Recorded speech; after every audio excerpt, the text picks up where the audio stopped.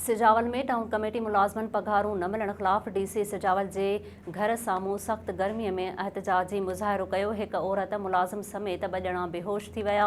SS news जे reporter Abdul Rashid ख़ासकेली मूजिब सिजावल में town कमेटीअ जे कचनि मुलाज़मन पारां गुज़िरियल केतिरनि ई महीननि खां पघारूं न मिलण ख़िलाफ़ निटहण समेत डिप्टी कमिश्नर हाउस अॻियां मुज़ाहिरो करे सिजावल कराची रोड क़ौमी शराह ते धरणो हणी रोड बंदि करे छॾियो। टाउन कमेटी मुलाज़मन यूसुफ मसीह, खुदाबख्श कुंडड़ो, जॉर्ज मसीह, नादिर मसीह ऐं ॿियनि जो चवणु आहे त खेनि सिंध हुकूमत जे ऐलानियल घटि में घटि 25,000 रुपया पघार ॾियण बदिरां 12,000 रुपया ॾिना वेंदा आहिनि, जिन मां बि 2-3 हज़ार कटौती कई वेंदी आहे। हाणे टाउन कमेटी इंतज़ामिया कटौतीअ वारी पघार बि ॾियण लाइ तयारु नाहे।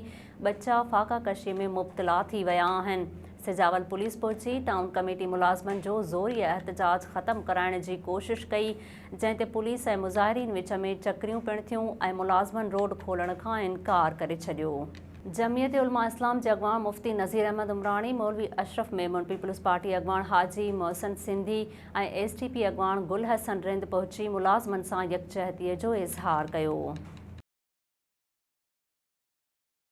नाज़रीन, वधीक ख़बरुनि ऐं अपडेट्स जे लाइ ॾिसंदा रहो एसएस न्यूज़ वेब चैनल। असांजे चैनल खे लाइक ऐं सब्सक्राइब करणु न विसारींदा।